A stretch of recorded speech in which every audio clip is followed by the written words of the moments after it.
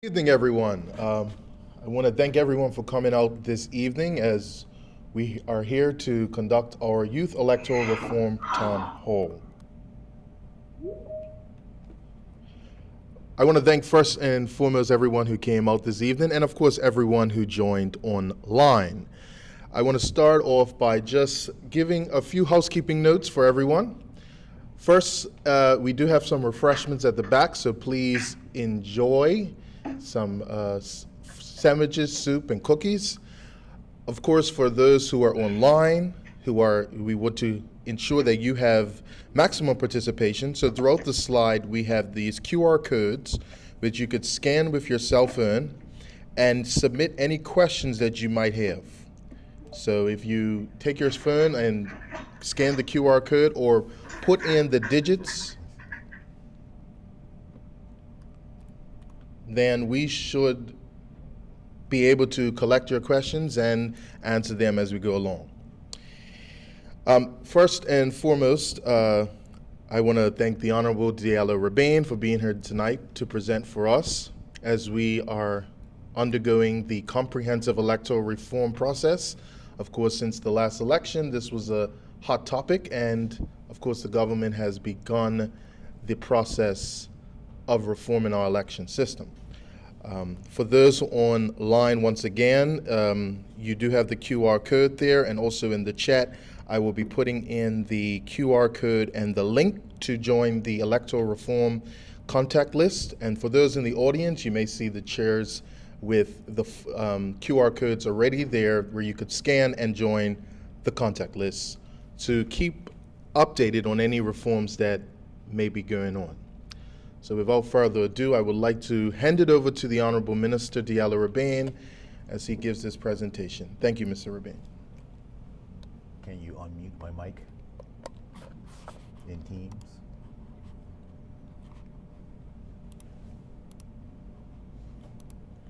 How am I supposed to unmute?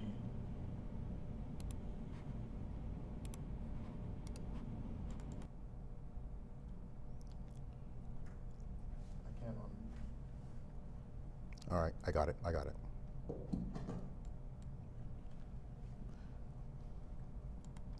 Good evening, everyone, and thank you for coming out.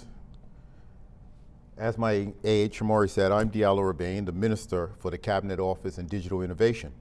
My ministry leads the policy work on electoral reform. While our elections are run directly by the parliamentary registrar, who is fully independent and does not take direction from ministers and political parties, the remit of that office still falls under my ministry. Our democracy belongs to the people of Bermuda. It works when voters feel they can cast a ballot freely, fairly, and with full confidence that the process is managed by an independent office, not politicians. This is why we are looking at full reform package tonight. Some have suggested quick fixes. Our view is that if we're going to make changes, we need to do it in a way that protects the independence of our elections, strengthens trust, and holds up no matter who is in government or opposition. You all should have a small paper with the Slido details on it, and we also have it on the screen, and you'll see it on several of our slides as we go through. This allows you to send questions privately and anonymously at any point tonight. If you do want to ask, but do not prefer to say it out loud, this is your way to feel a part of what it is that we're doing tonight. Feel free to log in when you're ready and post your questions. Persons online, this will be the only way that you can submit questions to us. So over the next few slides, I will walk through the 4 pillars of what guides this work, the conversations we've already had with Bermudians here and overseas, and how your feedback will help shape what eventually goes to the House of Assembly.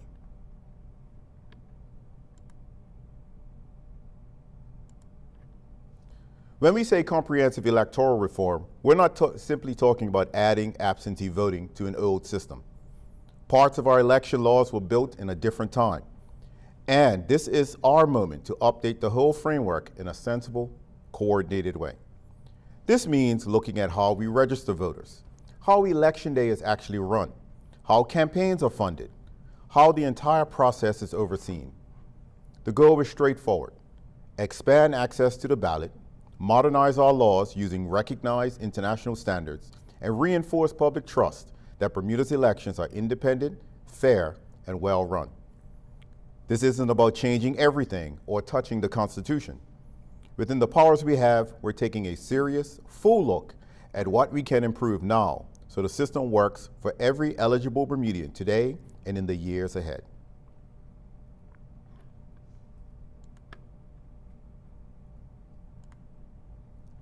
Our democracy has grown in steps. In 1874, we adopted the secret ballot, which meant your vote was finally your own, protected from employees, employers, landlords, and anyone else. In 1888, W.H.T. Joel became the first black MP. And it was in the 1940s women won the right to vote and later took their seats in Parliament. In the 1960s and 1990s opened up things further by ending the property-based vote and lowering the voting age to 18. In 2003, we made one person, one vote real with single member constituencies. Every generation has widened the participation.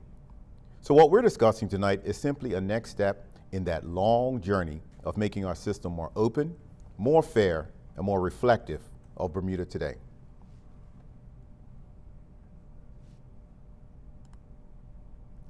Our most recent election in February 18, 2025, gives us a clear picture of where things stand. We had 110 candidates, including 27 independents, and just over 45,000 registered voters. Turnout was 55%, which is slightly lower than 2020. Out of the nearly 25,000 votes counted, 295 were rejected, about 1.2%. That's higher than usual, and a signal that we need to look closely at how clear and accessible voting processes is in practice and not just on paper. We saw a strong demand for flexibility. More than 3,000 people used advanced polling, including over 400 travelers. Assisted voting also remained essential, with 188 voters supported at homes and institutions. Importantly, there were no major incidents or signs of fraud, and the live results platform worked very smoothly. So this was a credible election, but the turnout numbers, the rejected ballots, and the reliance on early and assisted voting all point to the same thing. We can make the system easier to use, clearer to navigate, and more accessible for every Bermudian. These principles, access, fairness, transparency, and integrity, continue to guide this entire reform effort. I want to start by explaining why we're having this conversation at all.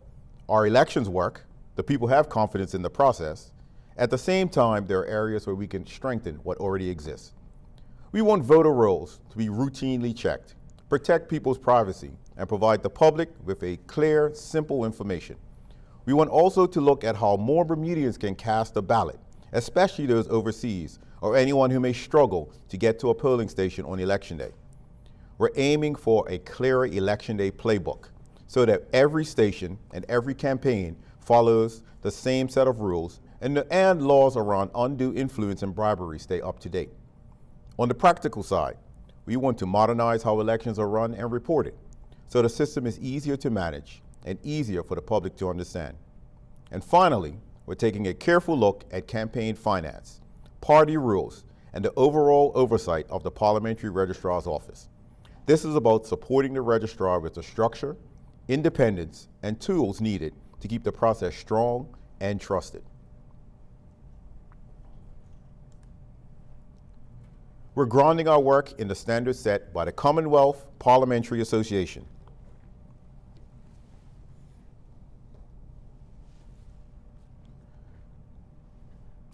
Just hold on, I just told that people cannot see the screen.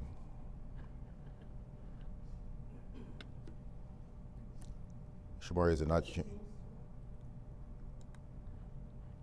It's supposed to be shared on screens, on Teams.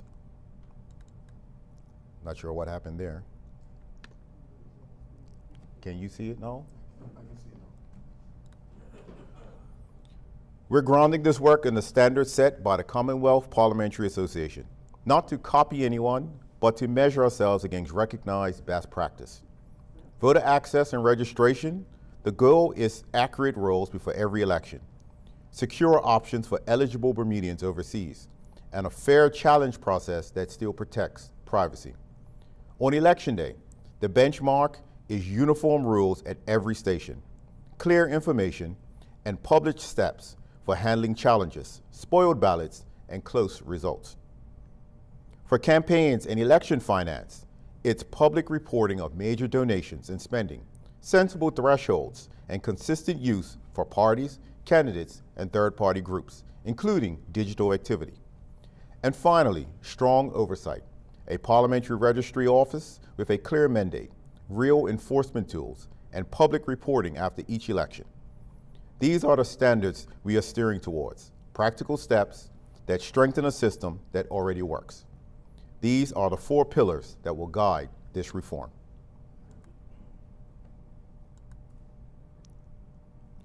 These 4 pillars, voter access and registration, is about making sure every eligible Bermudian can actually use their vote with accurate rolls and secure absentee and advance options.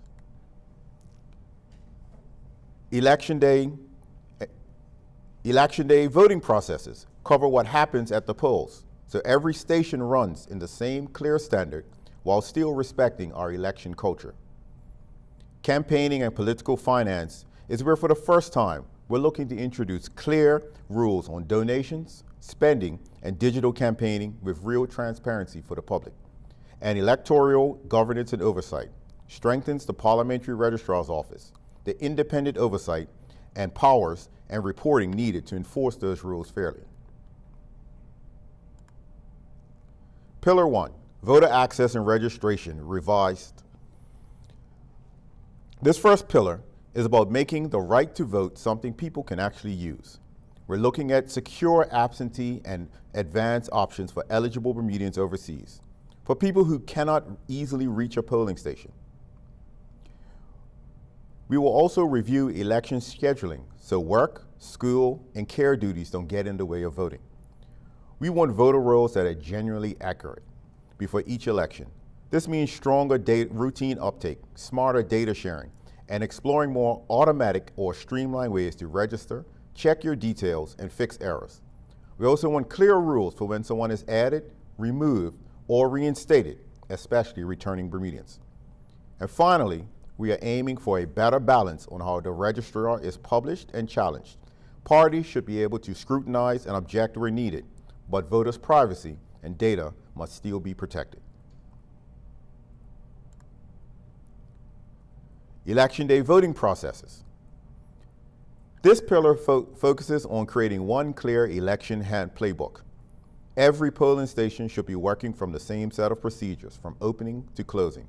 That includes reviewing the roles and training for presiding officers and staff, and making sure their powers and responsibility are clearly defined with our agents and observers. We also want balanced rules for activity on and near polling day. We can keep the Bermudian feel around elections while ensuring no pressure, intimidation, or disruption happens at the entrance. We're looking at ways to modernize the voting experience so that it is simple to navigate, accessible for people with different needs, and fully secret. We want clear, published steps for disputes, challenges, spoiled ballots, recounts, and close results, so every station handles these matters in the same way. Campaign and election finance. Here we're stepping into new territory. Bermuda does not currently have a full campaign finance framework. This work begins to fill that gap. We want clear and fair rules on donations and spending for the first time. Who can donate? Any limits? What counts as a campaign period? How public resources can and cannot be used. Alongside that, we want simple transparency, timely reports that show significant funding while still protecting small donors with sensible thresholds. We're also looking how parties are registered and recognized, what responsibility comes with party status, and how other political actors, including groups that lobby, advocate, and organize, should report when they spend money to influence elections. We need modern rules for digital campaigning. Social media, online ads, mass messaging, and data all shape campaigns today, and our laws should reflect that in a way that still respects privacy and data protection expectations. Governance and oversight. This pillar is about protecting the independence of our elections. The parliamentary registrar is already an independent officer, and we want to support that independence by strengthening the tools and mandate needed to oversee elections and any new finance rules that emerge from this reform. We're looking at clearer legal powers, better systems, and practical reinforcement tools. The ability to request information, run checks, carry out audits, and apply proportionate sanctions where rules are broken. This also includes modern support for guidance, education, and investigations. We want faster, clearer complaints and dispute processes so voters, parties, and candidates know exactly how their concerns will be handled. And finally, regular reviews and plain language public reports after each election and finance cycle. This lets people see that an independent office, not politicians, are assessing the system and driving continued improvement. So we've taken a steady and open approach to this work from the start. I want to show how this continues as this reform develops. So far, we've been in regular conversations with the parliamentary registrar, drawing on her knowledge on how elections work on the ground. That partnership will continue throughout this process. We've spoken directly with overseas Bermudian students to understand the real barriers they face and what would make absentee voting practical. We've engaged youth groups, activists, and civil society on access, fairness, and trust. And we've reached across the side to the opposition to keep this work as bipartisan as possible. We've also studied absentee models used elsewhere to see what could translate to Bermuda. Looking ahead, the engagement gets wider. We'll hold more town halls across the island, continue working with parties and other political actors on campaign and finance rules. We will keep reaching out to eligible Bermudians overseas as options are refined. As the draft reforms take place, we'll bring them back to the public. There will be more updates, more consultation, and a working group with a cross-section of Bermudians to make sure a range of voices are guiding the final package. So tonight we've covered quite a bit, but the message is simple. Our elections work, and we want to keep them strong. These reforms are about making voting easier to use, making rules clearer and fairer, and giving the Parliamentary Registrar's Office the support it needs to stay fully independent. None of this happens without the people's voices, and your input will shape what this looks like in the end. On the screen, you'll see a QR code that you can scan. Again, we'll talk about the slider, that you can scan and send in questions or raise anything that you are unsure that you really wish to speak to today. Let's have this conversation together. Let's answer the questions that you might have, but all of the information collected today will go into the repository that we have been collecting that will help formulate what the final policy direction is that we'll bring back to the people to say this is what the people of Bermuda have asked us to do. And so with that, thank you, Shamari. That ends the presentation. And we can move to any questions. Are there anything on Slido?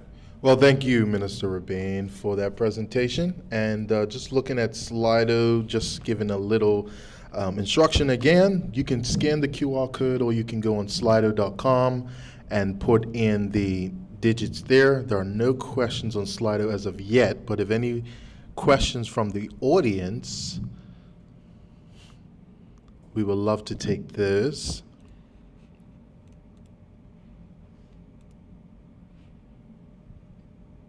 Well, I will give you a couple questions, Minister Rabane. You talked a little bit about campaign finance. For those of us who may be new to campaign finance, especially in Bermuda, what could we expect from the government in terms of campaign finance legislation? Well, what we're looking to do is currently we don't have anything that covers any sort of donations that are made to a political party or an independent person as well. And in some cases, in most cases that we look at worldwide, there is campaign financing laws that are in place that govern how these donations are made and who they can be made by and those types of things and what sort of declarations they have to be. And so we're just looking to introduce a level of transparency into the campaign financing part. All parties receive monies from individuals to support their election campaigns. However, as it stands now, we don't know who is making those donations.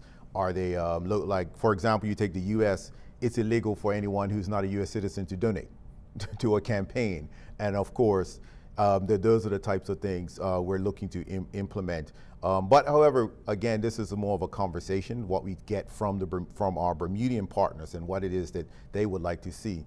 One of the things that I do want to say is that voting has been weaponized in the past, and we want to remove any sort of indication that could possibly happen in the future. And so this is why it's critically important for us to have these types of conversations.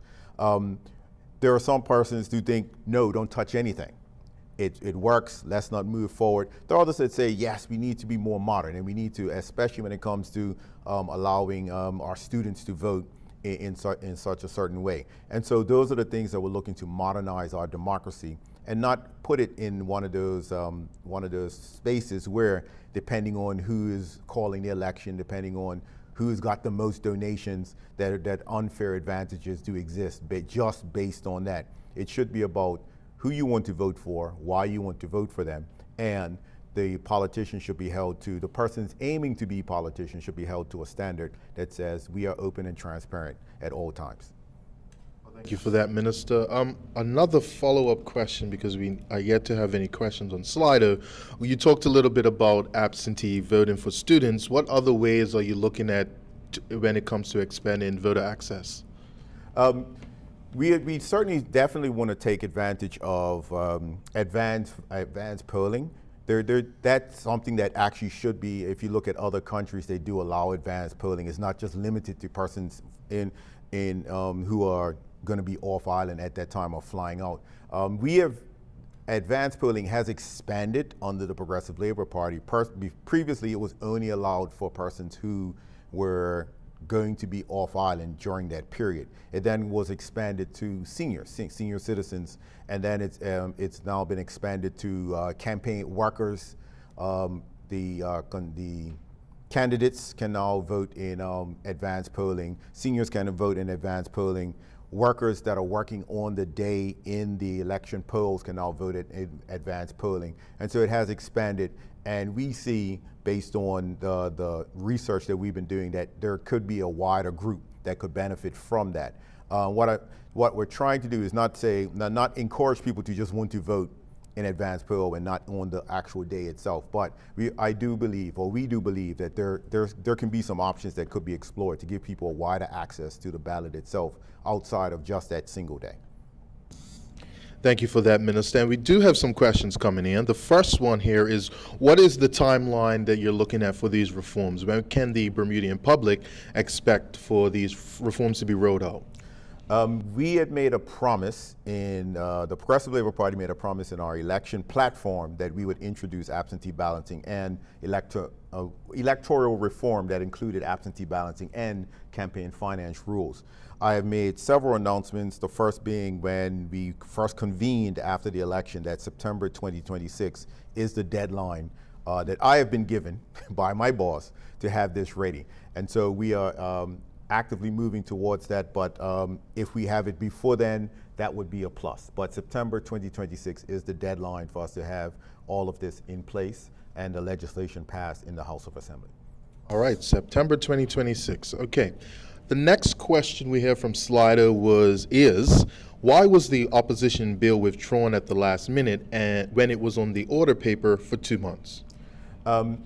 The opposition bill was withdrawn because the Speaker had ruled that it did not adhere to the standing orders. The standing orders are the rules of the House that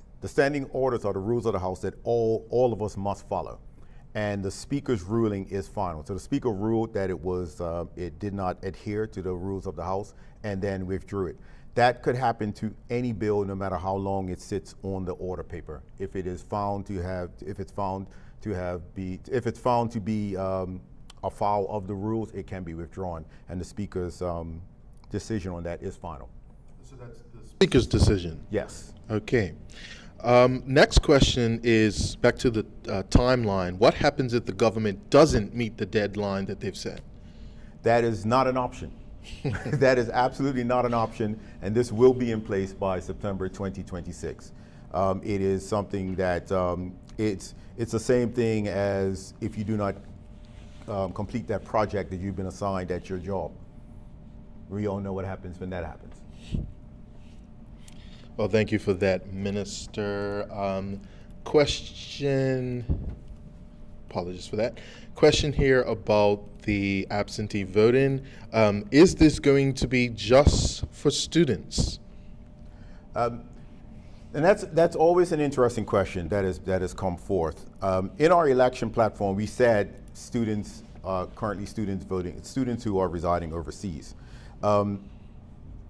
That's going to be shaped, I believe the final decision on that's going to be shaped by the conversations we've had. Like I said, the conversations so far that we've had is some people want everybody who doesn't live in Bermuda. Mm-hmm. Some people want no one that doesn't live in Bermuda. And so it will come down somewhere in the middle of that. And again, it's one of those things, we have conversations with the parliamentary registrar. We have to come up with a methodology of how these persons would vote, because technically, well, not technically, legally, the only persons eligible to vote in Bermuda have to reside in Bermuda 6 months, 1 day is out of the year. And students are in school longer than that.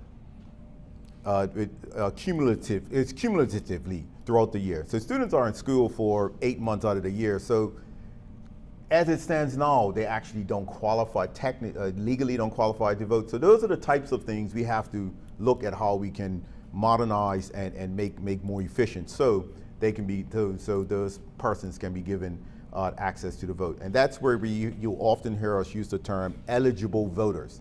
And that's the term that we stick with. So we stop looking at all these different iterations of what the type of people are. It's eligible voters.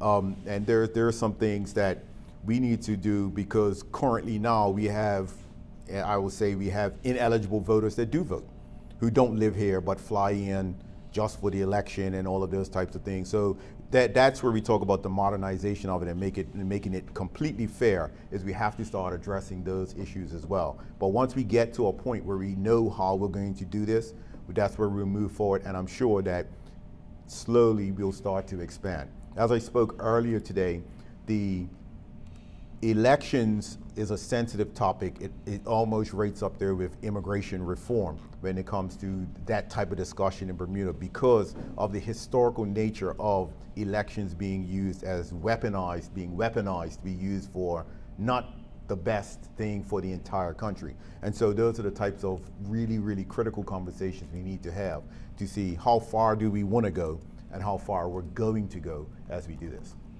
Well, thank you for that, Minister. The next question, and I just want to remind everyone, please scan the QR code and submit your questions, or just go on slido.com and punch in the unique code that we have there. Another question about the governance and oversight of the elections.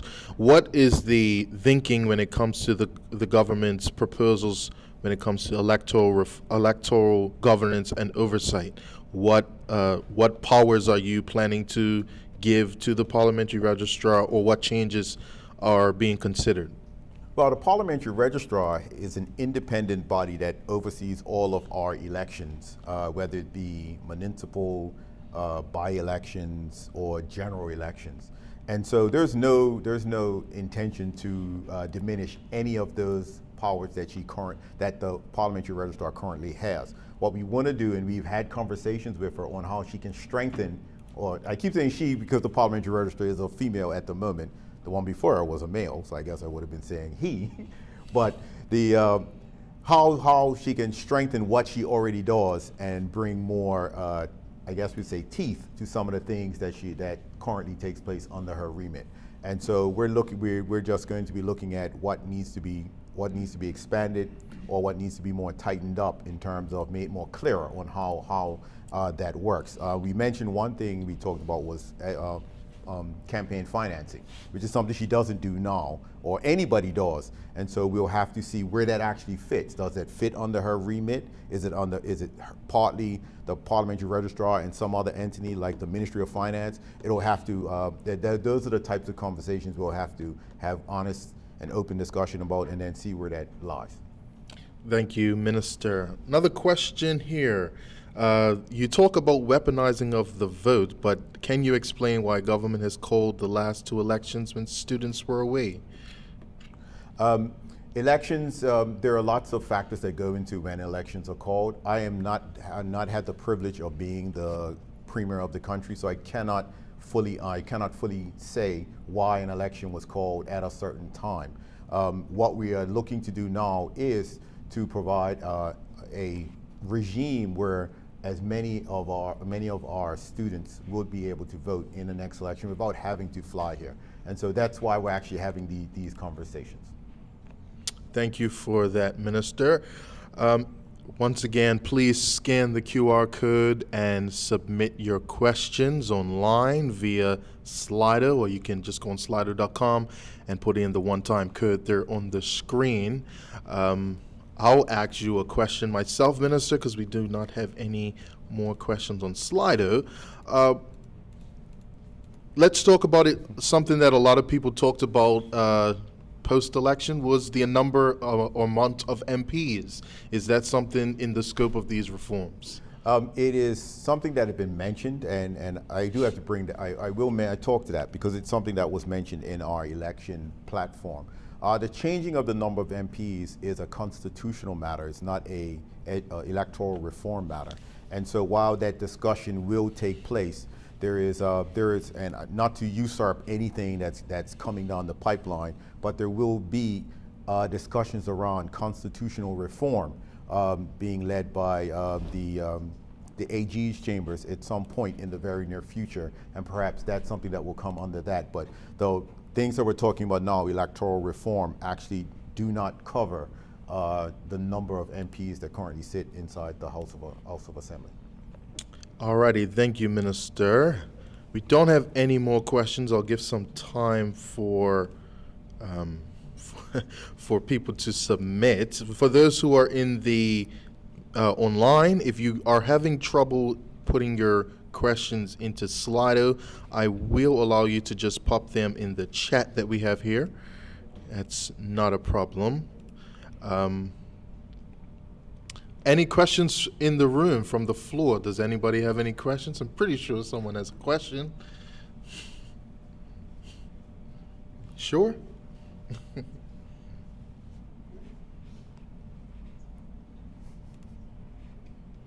Anyone? Alrighty, well, Minister, let's ask another question pertaining to election day and voting processes. So you talked a little bit about campaign rules and whatnot around the election polling station. What is the what are the issues that the government is seeking to fix or seeking to modernize when it comes to campaigning around polling stations? Well, when we had a really honest conversation about the polling stations this year in particular, and it's acknowledged that it created a bit of a conundrum that we hadn't faced before with so many candidates. Our system was typically built to handle two parties, and with the occasional independent every now and then. And so some of the regulations and rules that are around it didn't take into account there'd be so many candidates actually there. And so that it led to some disruption in some places, and some argued some uneven rules where some people were saying I wasn't able to put this up or I wasn't able to entertain these people. As a veteran of 4 general election campaigns, there are things that I know. That's 4 I've run myself, and then a 5th one I actually helped at. That there are Bermudianized things that people do, like candidates will have up a tent, and Bermudians, some people will come and sit in the tent. You'll have cookies. Of course, you're going to have tea and biscuits, coffee and biscuits, and people will come and have those sorts of things. And what we were hearing in some cases, they were told, no, they can't do that, and people can't hang around the polls, and other spots it was actually happening. And that was only because it was such a different feel this time around with so many people there. And so we have an ample opportunity to look at what that looks like and come up with some rules around those parts of the election day that say, hey, this is how it's going to work, whether we have 2 candidates here, whether we have 1 candidate, whether we have 10. And so those are the types of things we're now looking at, and we have the benefit of just going through an election, and that's why we're so quickly trying to do this while it's stealing everyone's memory. Well, thank you for that, Minister. There's a question here about voting methods. Will there be any consideration for ranked choice voting? At the moment, we are not looking at. Again, those things fall on to those things do partly fall under constitutional matters, and so there's no. I'm not going to say we're not going to collect that information, because you have ranked voting, you have what we have, first past the post, you have ranked voting, you have proportional voting, you have also different types of voting, all types of voting methodologies. So currently we have first past the post, and that's what we're sticking with at this point, but that doesn't preclude that those types of conversations could be had, because the idea of having these types of meetings and gathering the thoughts processes that are coming from people is we come and say, okay, here's a plan to move forward, and then here's a plan to move forward, and then somebody comes and says, hey, have you thought about this, or have you thought about that? And it's always the best way to just listen to other ideas, because it may spark something else that wasn't originally thought about. And so that's the long way of saying right now it's first past the post, but it doesn't preclude that there might be conversation around that. Online, they're not saying they can't hear you. All right, thank you, Minister. There's another question coming in about the working group. I guess some people are eager to join. When will the working group start, and how will members be selected? That is something that we're still working on. We haven't come up with a methodology. That's something we'll take some advice on. What's the best way to actually do that? What is the best way to actually do that? I think I got kicked out of the meeting. Can people online hear me now? Test online. Can you hear? Okay, we're back. I guess it was a little Wi-Fi spot, but yes. Okay, but do they see the screen? Do they see the screen as well? No, I don't, so I don't think they can. So I'm trying to see how to share it again. Oh, there it is. Share. Hold on, it's coming up now. Alrighty, thank you. Is the screen back? Okay. Yeah, I do apologize for that. I didn't realize the Wi-Fi dropped and I got kicked off the meeting. Yeah, I think it happened to me too. Alrighty. So now that is up and running, yeah, the working group. Okay, and yes, so to speak, the working group is something that we will certainly form, and we'll take advice on what's the best way to formulate that. Because what we do want is a wide variety of voices, but we also don't want a group that's just going to be at loggerheads the entire time. And so we'll take some advice on how that group can be formed. However, we do advise you to please sign up for our mailing list. We'll only use your information to send you out information about electoral reform. And at some point in the very near future, in my world, I like to say by the end of February, we will have this working group together and doing the work of what needs to happen. Thank you for that, Minister. Just looking on Slido to see if we have any other questions submitted. Not at the moment. And well, just if you don't have one, I'd like to talk about when we talked about making elections easier to get to. Because remember, we did talk about that, where we don't want work and other commitments to get in the way. And so we're looking at other models on how that could work. I think one of the most interesting ones that we came up that I think we've seen thus far, and I'd be curious to see how Bermudians feel about that, is in Australia, elections are always on Saturdays. No matter when they're called, they're always on a Saturday. And that is because Saturdays, most people are free, and schools are free. You don't have to close, because in Bermuda, when we have elections, it's mandatory that schools close, which creates another issue when you really think about it, because now not only am I worrying about work, I'm worrying about my child. and all of those things. So it's interesting that they have them on Saturdays only, because they only use schools.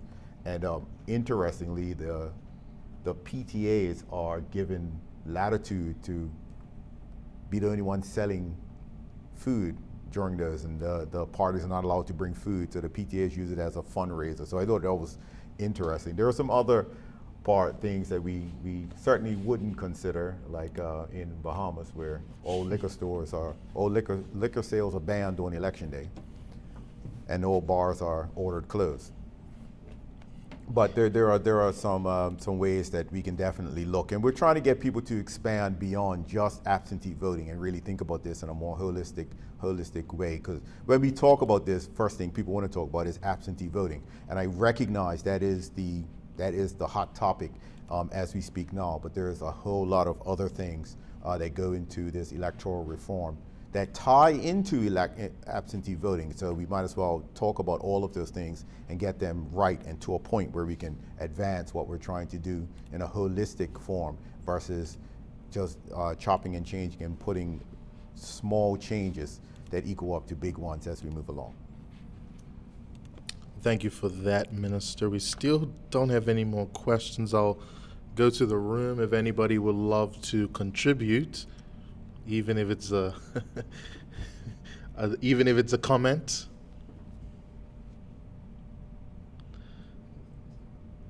Actually, yeah, I have just a comment / question. You want to take the mic for? So just referring back to the slide about the process for this legislation, obviously I understand there's a deadline of September 2026.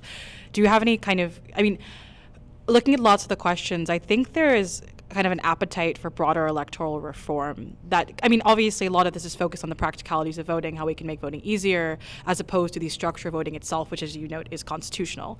I think just, I am curious about the deadline just with the working group and that being established at the end of February. Do you truly believe it's feasible by September 2026 that legislation will be drafted, following feedback, put to Parliament, debated, and passed?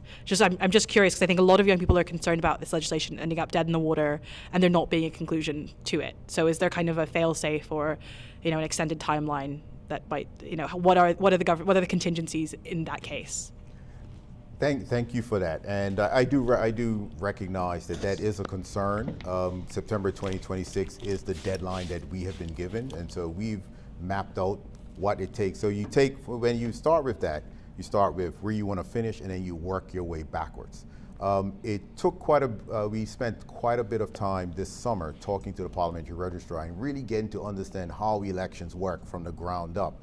We've spent quite a bit of time talking to absentee balloting experts who could say this is the type of thing that could and couldn't work. We're now doing the groundwork, because what it is, as I kept talking about elections, they as I showed in my slide, they've kind of moved along over the years, and we're now facing another generational change in how our elections are run. And we just really want to get that feedback. These town hall meetings that we're conducting will be over by the end of January. We have 5 more to go, and 1 more similar to this. And so we have a very aggressive schedule where when we come back in January, we're doing 2 a week, 2 a week and 3 in 1 week, just so we can get those voices and kind of get it while they're still buzzing, so we can get that group together. That's why I said by the end of February that group should be together. I'm a proponent of under-promising but over-delivering. And so in reality, I told my team, I want this started by the beginning of February. So by the time we roll into March, it's about let's getting drafting instructions and getting that thing together and producing the amendments to the parliamentary election bill that need to be done in order for us to implement this. So there is no fail-safe, it just has to be done. And I implore the people of Bermuda to keep my feet to the fire as I listen to the opposition say, we'll keep pushing them to actually do it. And I'm sure we'll have Mr. Robinson doing an op-ed every week if he has to ensure that this happens once his bill was ruled inadmissible. But I'm used to that type of pressure. I accept that pressure, and I accept that what we're telling the people is September 2026. And if I have my way, it'll be done before then. But September 2026 is the absolute drop dead deadline that this will be tabled in the House and passed. Well, thank you, Minister. I hope that answers your question. This is another aspirational question. Would this government consider enacting term limits for MPs and other parliamentary representatives? Again, that is a constitutional matter, and I would say throw it in there with all the rest of this stuff. That just mention it, because I'm not going to dismiss an idea because it's not popular, or I might not like it, because this is not my reform. This is not the One Bermuda Alliance reform. This is not the independence reform. This is the people's reform, because it's their right to vote. And if that's something they want us to have in our list of things that we have talked about, that will be in that list. What I can say is I can't promise that it will be enacted with anything that we're doing, but it certainly will be listed as one of the things that has been talked about. Well, it's great to hear it's being at least taken into consideration. Regarding accuracy of the voter registration or the voter rolls, what is being done to prevent voters from casting their vote in a constituency they no longer live in? There is a process to report someone who you believe is not staying where they say they're staying, and then there's another process of verifying what happens there. When we talk about giving the parliamentary registrar more power and more resources, those are the types of things that we want to ensure that we can be more accurate than we may have been in the past. One of the things you will be very loath to hear any politician say, hopefully, is to disenfranchise somebody because they forgot to change their address or anything along those lines. That's certainly not a philosophy that I believe in, but there has to be a line drawn in the sand somewhere that says, hey, you ain't been here for X amount of years, you need to change, or you're invalid, or something along those lines, which currently doesn't really happen today. So people know, but they tend to kind of shy away from it. And I think some of this comes from us having more education around how important elections are and why your vote matters and why your vote should be cast properly. And that comes into it as well, because once people are educated and once people recognize that, they take more responsibility and pride in doing those types of things to ensure that they're up to date. So right now it's kind of, if I vote, I vote. If I don't, I don't. And people don't necessarily see the consequences of that vote you cast today, not recognizing that what you're doing today is going to equate to probably 5 years of something, and you just have to be more in tune and we have to provide an opportunity for persons to just be more educated about what their vote, how their vote matters, and the types of things that they are voting for. Well, I'll ask a quick follow-up. You talked a little bit about basically political education. Is that something that is being considered, or where does that fit into these reforms? Political education is something we've talked about with the parliamentary registrar, and you would know because you were there as well. And she's very, very keen to bring that back and to be more proactive with that. Contrary to popular belief, this stuff is taught in the public schools, but it's more so at the middle school level, and so it's something that doesn't carry on into the senior schools, but they are taught about how Parliament works and all of those sorts of things. It happens, I think, around M2 year, or it might be M1 year that happens. But being more educated about the political process is something that the parliamentary registrar is really keen on doing, especially how things work. But I think when it comes to how the parliamentary process works, as in i.e. the House of Assembly, that's something that I believe that we as politicians and the House itself can do a little bit more than what we've been doing thus far. Alrighty, and got some more questions here. How have you engaged Bermudian overseas students, and what has been their response to your ideas and policies? Interesting question. We've had 2 of these sessions, these online sessions, where we've talked to students overseas, And some interesting responses have come from them, and some great ideas as well on what they think. I think one of the more memorable ones was a student that was overseas saying, why, and his question was, why should I be allowed to vote? Which kind of caught the other students off guard, and it was interesting watching them have this debate back and forth between themselves on the merits of and the merits not for. And that's the conversation we want to spark, and those are the types of things. But generally there's been a very positive reception on just the government saying we're looking into this and moving forward with it, and we intend to have it in place. There was quite a few students that talked about the education part and how they really feel that we need to do more to educate persons on their power in their vote and why they should vote, and then they would probably want to advocate for it more. One of the things that that has been a bit of a disappointment is the amount of outreach we've done and the amount of students who have responded to that outreach. And hopefully, I think having these types of things shows them that we are serious about this and we want to move forward with it, and we want to hear those voices, and they'll be more in tune to join in subsequent exercises that we do have. Alrighty, I don't believe I have any more questions on the slider. Let me do a refresh. But if anyone else in the audience that would like to contribute, you are free to. But thank you for that, Minister. Yes, please. I think So people online in there. sorry. I think I'm just quite curious about these Bermudianized things that happen at polling stations and what you think the impact might be on those who go to vote. To my understanding, I mean, I voted in the United Kingdom before. When I went to a polling station, there was nothing there. And a lot of jurisdictions don't have candidates or lots of kind of like signage because there's this concern that it might intimidate or kind of influence voters significantly.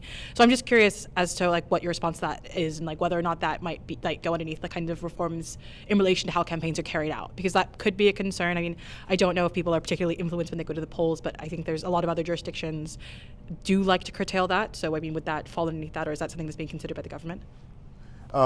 As I said, one of the things I've learned in the previous life that I had before I became the minister of this ministry is the importance of cultural appropriation, right? And so we can look at other jurisdictions and how they conduct the way they conduct things, but it actually it's something that needs to be Bermudianized for what Bermudians are used to.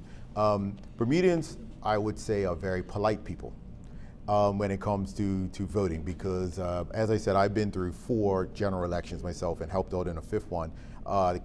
They will come to the poll, they'll shake everybody's hand, right? There are some people you wouldn't know who they're supporting because they're joyful and happy with everybody. And you will get those that are quite partisan. They'll come wearing their green, they'll come wearing their red, and let you know right away, don't talk to me, I'm voting for that guy over there, or, you know, leave me alone, this is my guy, you know, sort of thing. So those are when we talk about the Bermudianization of it, those are the unique things that make us Bermudian, and we have to be careful of moving too far to just emulate something else that works somewhere else versus something that is Bermudianized. So that would be that has to be part of the conversation, how far we should go, how far perhaps we shouldn't go when it comes to things like that. Does that answer your question? You can follow up. I just want to know what the current constraints are when it comes to what you can display at the polling station, what you can't. So like, is it a free-for-all? Can anyone say anything and influence anyone? Can anyone have certain materials? Like, what are the limitations presently? Currently, it really depends on who you talk to. And that's where we're saying we want to put in place a playbook, a guiding book that says this is what you can and you can't do. As I spoke about in this year's election, you had, you know, persons, because in each polling booth there is the returning officer, and that's the person who controls what happens at that polling station. And so this year we had reports of some people are saying, no, you can't do this, and other people are saying, yeah, that's cool, you can do that. But it all comes down to, like I said, who you speak with and what your experience is in these types of situations. I know in myself, I've had one election where I had up a banner.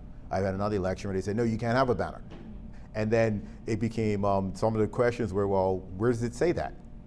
In the legislation, where does it say that? And so that's where we said, hey, and to avoid those types of things, let us just put together a guidebook that kind of just regulates how that looks as we move forward. And so if you're one of those people, I don't know if you're one of those ones that visit every polling booth, because there are people out there that do it just to say hi, you should see similar things depending, no matter which polling booth you visit. Thank you for that, Minister. We have another question coming in from Slido. Can you please confirm there is currently no legislation around campaign financing? There is none that we know of around particularly campaign financing. Well, thank you for that. Any other questions on Slido? I think these are all questions we have answered. Is there anything else from the audience? Anybody? Here we go, Minister. Do you think that the lack of response or interest from students is because of the minimal effort to try to appeal to them? Well, can you repeat that? I will repeat that. My apologies. Do you think the lack of response or interest from students is because of the minimal effort to try and appeal to them? No, I don't. I think it's one of those things that's been talked about for years, and the rubber is now meeting the road.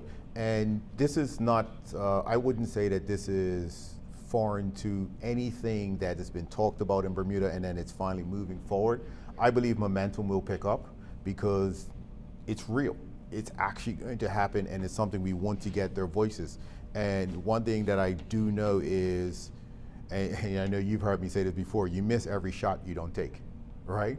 And so we're going to just keep we're going to keep appealing for them. We're going to keep pushing it out there. We're going to keep having sessions like this. If 100 people show up, if 2 people show up, we're still going to talk, and we're still going to have those conversations, because this is something that's way too important for the people of Bermuda not to be able to have their voices. Well, our democracy and the way we vote is very much important, Minister. Thank you for that. With that, I do have another question. Does the minister have an estimate of the number of students that will be eligible to vote at any given time? So I'm guessing the amount of overseas students who are away and would normally be eligible to vote. That is a very good question, and something that we will probably try to do some research, so the next time we have one of these, we actually have that information. We actually don't. There is no tracking of students as they leave Bermuda, unfortunately. It used to be something that was done. It's something we've attempted on a ongoing basis, but it is definitely something that we're pushing out there. We'll push out there to get students to register. We can it's one of those things we could easily look at the parliamentary registrar and say how many voters are between 24 and 18, and that would probably give us a rough estimate, but obviously some are here in Bermuda and some will be off school. But by the time we come next time, we will certainly do a look, get the registrar to give us the total number of voters between the ages of 18 and say 22, so we can have a rough estimate of how many number those. But we do have one that's here today, and I thank her for showing up. Well, I thank her as well, and thank you for that, Minister. I'll wait I will give it a little time because I know the Slido questions are coming in right now. But I will just ask, Minister, you did talk a little bit about it in terms of campaign finance, but when it comes to campaign finance and donations and whatnot, what does that mean for the little guy, the person who may not be a millionaire but still wants to contribute to a political party? I think probably the easiest thing to say to that is when you look at other countries, there are up to certain limits that you can give and be completely anonymous and don't have to report and all of those sorts of things. And there are, above certain limits, there becomes different types of reporting tools. And so that's going to be probably one of the more interesting questions that we have to answer when we talk about this electoral reform, because one thing about us Bermudians and our money, we like to be very secretive and we like our privacy. when it comes to that. And so we're not talking about naming and shaming or anything like that. And like I said, we'll be looking at other jurisdictions, but we'll be looking at how does this fit in the context of Bermuda, and how do we Bermudianize that.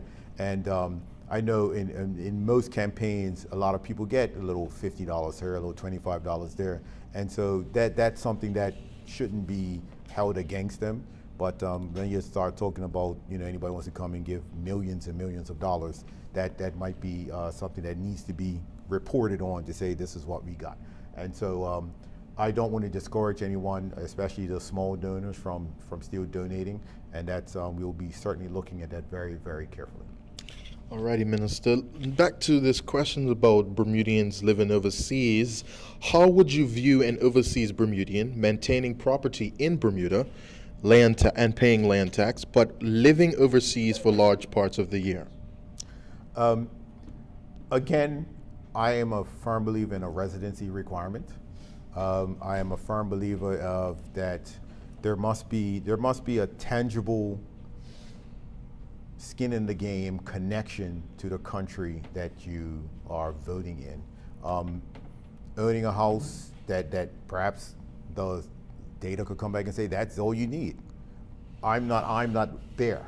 I think it needs to be more substantial than that. But again, that's some stuff that we'll take in from the conversations we have, and surely create whatever those rules are based on the conversations that we do have.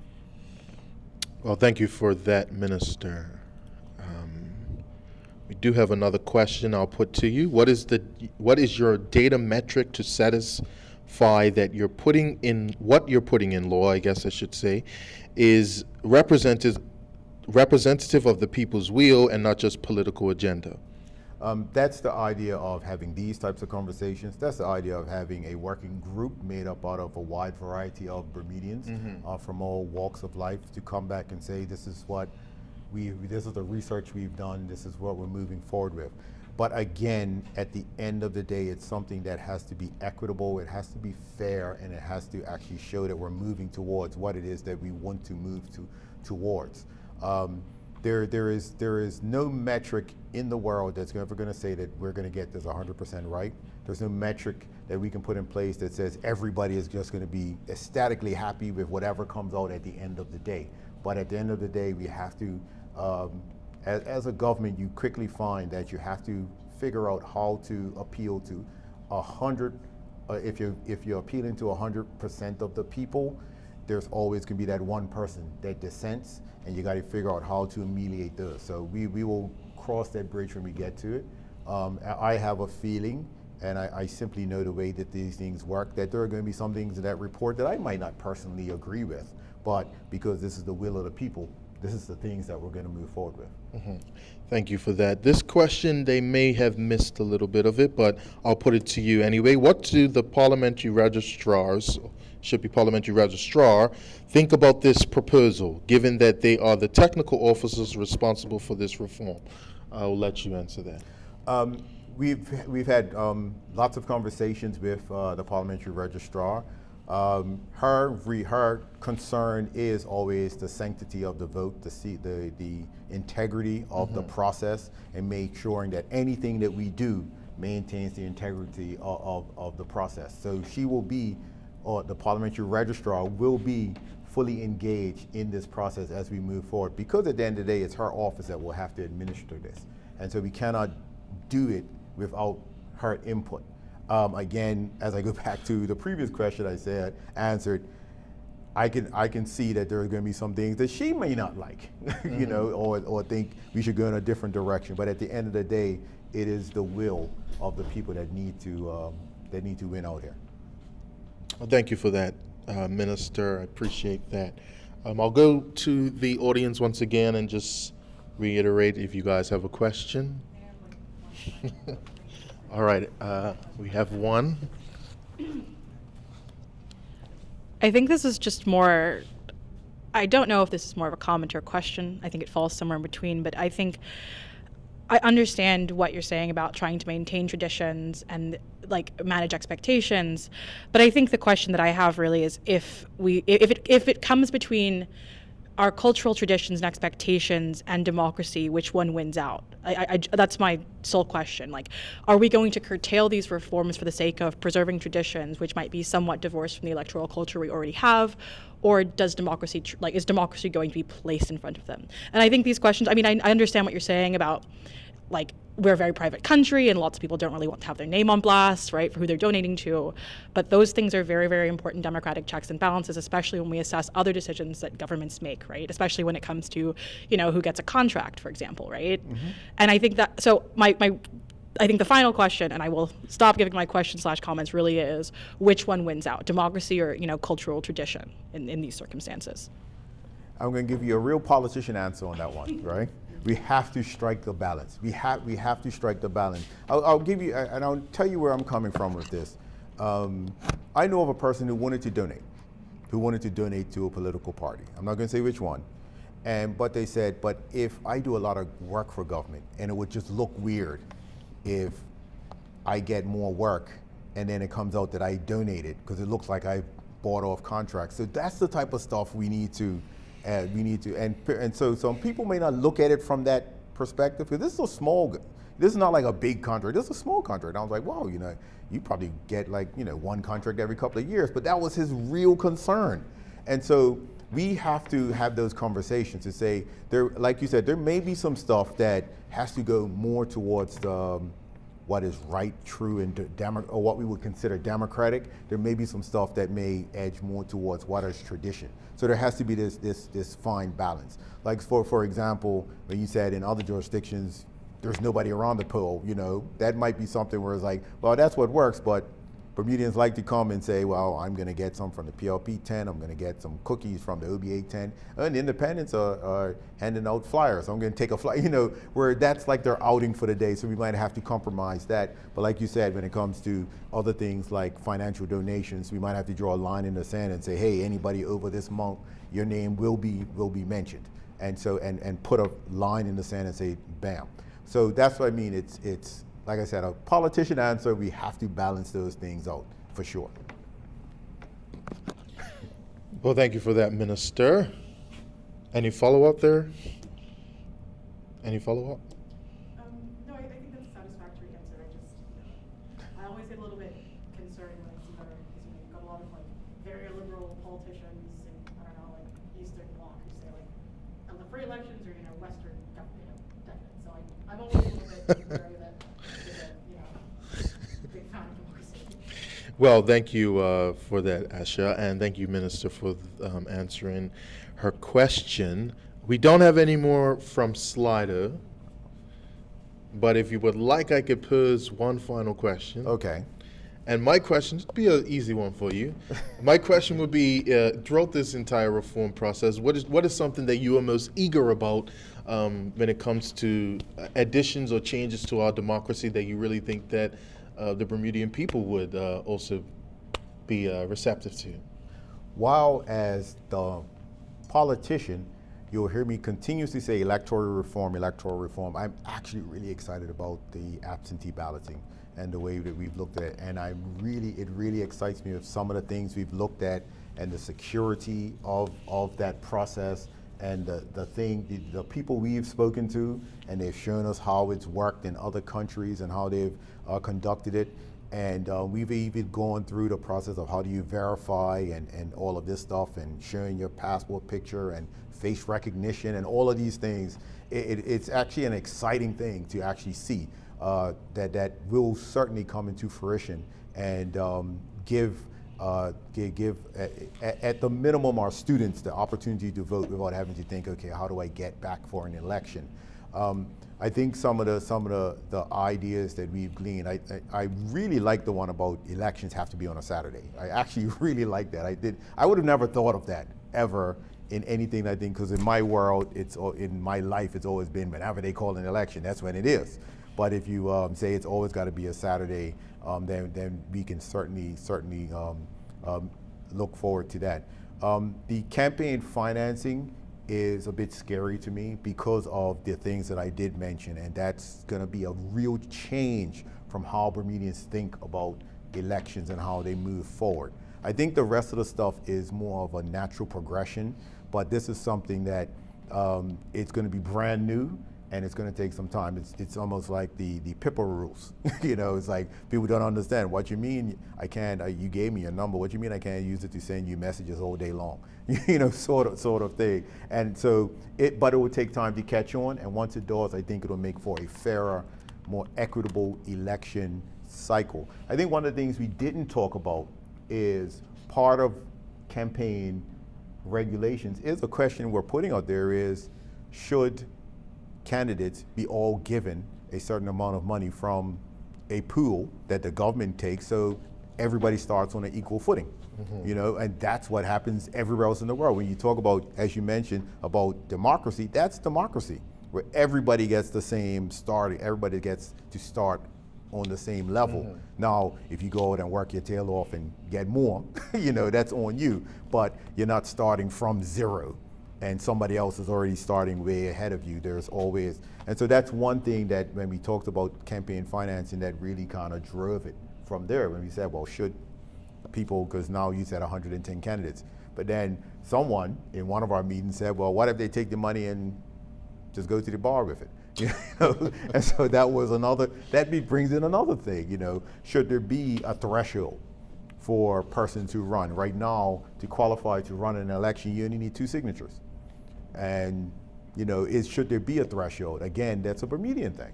You know, why should I have to say 20 people will vote for me before I can get on the ballot? You know, when all I need is 2, sort of thing. So those are real interesting questions that we're going to have to ask ourselves. One of the things that doing this research that we've recognized, it's easier to become a candidate than it is to stay on the voter roll, which seems really weird to me, right? That there's a less of a bar to get over to be a candidate for public office in Bermuda than there is to remain a voter.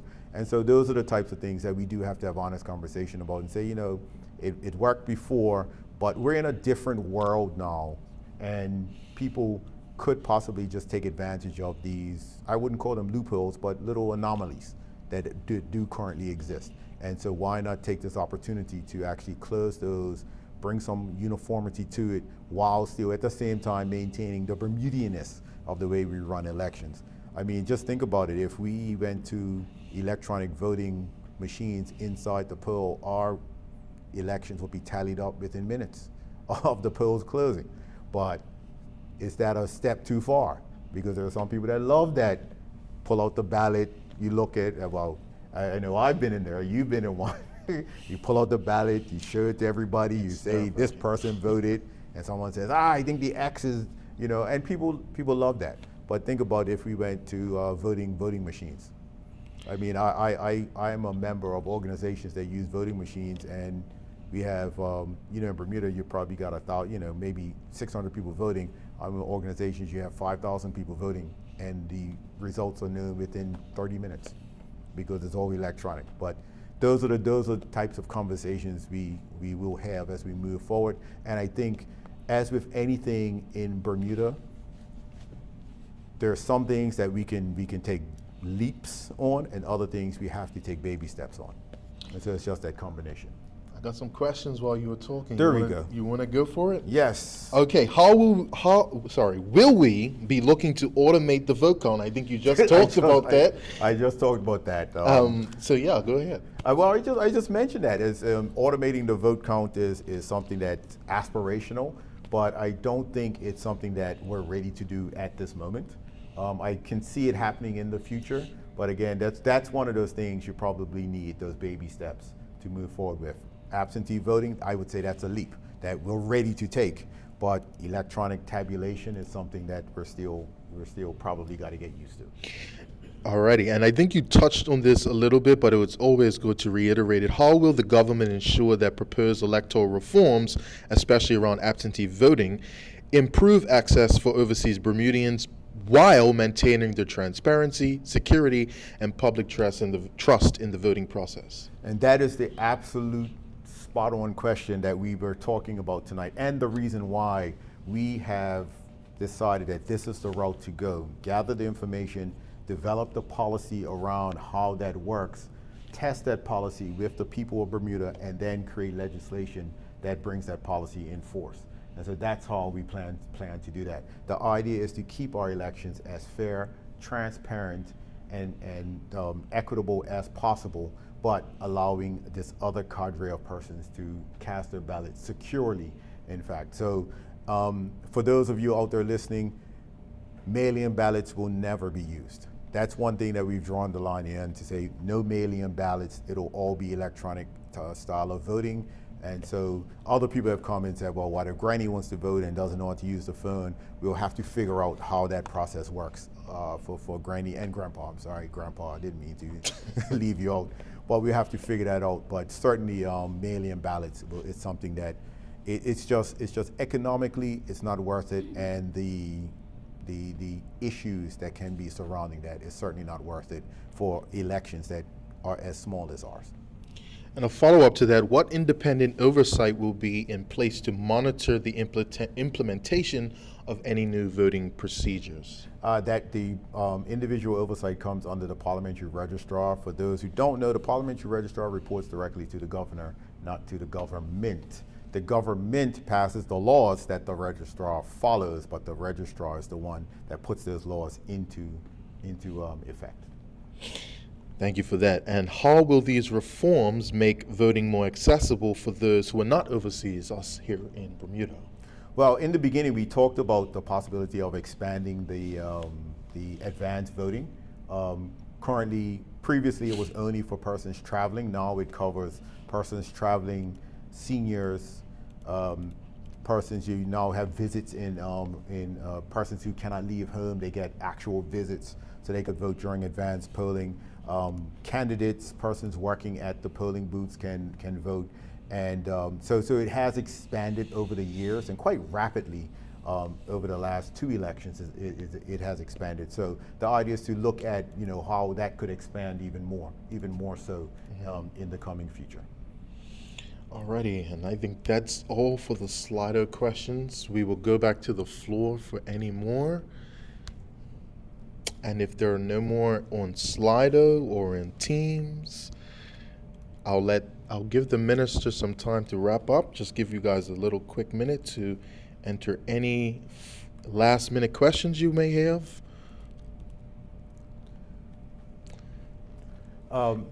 I just want to say thank you everybody who did tune in, persons who did show up. This last slide is just a thank you slide, but it does have a QR code. If you want to get in contact with me directly, those online, be sure to scan that QR code, and it will give you my business card. Will pop up on your telephone. We'll be having more of these. Just be on the lookout. We'll be having more of these in January. 1 in the east, 2 central, and 2 in the west. Western parishes, and we'll have another one of these online ones. I'm toying around with the idea. We're thinking of having them more so like the previous ones we had with students, where it was more interaction and we were actually on the screen talking and bouncing ideas back. We'll probably do that on the next one we have in January. But I just want to again thank everybody that came out today, everybody that took time to listen. Please send your ideas in. You can still send Slido questions, I think. We'll keep it open for a while. Scan the code. You can contact me directly. This has my WhatsApps, all my socials, my emails, and all of that stuff as well. But I just want to make sure, I just want to tell everybody, please have a blessed holiday. Please be safe. There's drive safe. I got to reiterate that. Please, everybody, every time I drive, I see some crazy people on bikes doing crazy things. Last night I was overtaken by a bike who was then overtaken by a car while the bike was overtaking me. And I was like, this is just nuts. I don't understand what is the rush to get where we need to go, where nothing in this island takes more than 20 minutes to get to. So just please take your time, be careful out there, and don't be afraid to send us any suggestions that you do have. We truly appreciate hearing your voice in this process as we move forward. And September 2026 is the final deadline. No matter what, we will make that date. Thank you. Well, thank you, Minister Rabin, and thank you, all of you for joining us this evening here online or in person. I would like to once again reiterate, please join up for the contact list so you can keep and receive updates on the electoral reform process. And of course, continue to submit your questions and concerns on Slido.